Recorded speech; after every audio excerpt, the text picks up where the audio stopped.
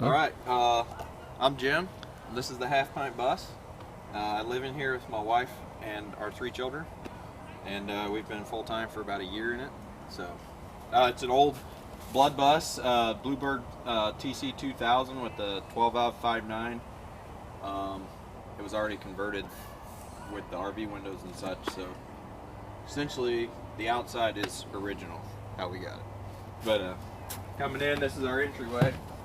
Got the shoe box here, as we call it, and works pretty good. Everybody gets to stuff their stuff in there. Here's the couch / dining area. Full-size fridge. That's one thing we couldn't leave from the residential aspect. We like our food, so here's our kitchen area. Full sink and apartment size stove, propane. Moving back, here's our pantry. Kind of another aspect of the food preparation. We got a lot of storage for food there. This is our open shelf closet area for the kids. They dominate that area. Here we have a triple offset bunk set. Essentially, your son sleeps up here. Our oldest daughter sleeps here. She has an area here that she can sit up. And then our youngest has the same. So offsetting them that way allowed for 6-foot bunks, but yet at least the 2 of them have an area they can sit up in and have a little bit more of their own space. Yeah, I like that. That's actually the first time I've seen anybody do that. That's yeah, kind of a kickoff of the old Navy bunk. That's kind of where I got the idea, and then I was like, you know what? Once you start building stuff, it kind of grows on its own. This is our shower space. We have stuff in there right now, but this is just a 25-gallon rubber tub that I created a surround to and sealed up. This curtain here comes across and creates a dressing area skirted off here, so you do have a little bit more space. I think that was one thing that we came into. We were like, we're not gonna be able to dress in this shower, so we created our own space. Things kind of close off and create bigger spaces of their own.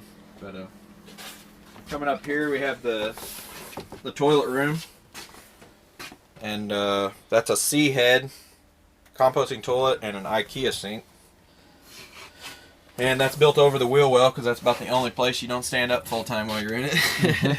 Here's my closet. I have probably the most clothes on anybody in here, but got my work set and my other sets. So, and this is the master bedroom.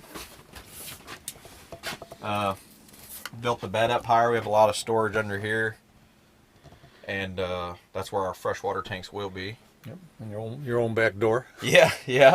That actually works ideal. The lower underneath the floor there is where we store our propane tanks, so they're not live while we're driving. Mm-hmm. But yeah, this space worked out well for us.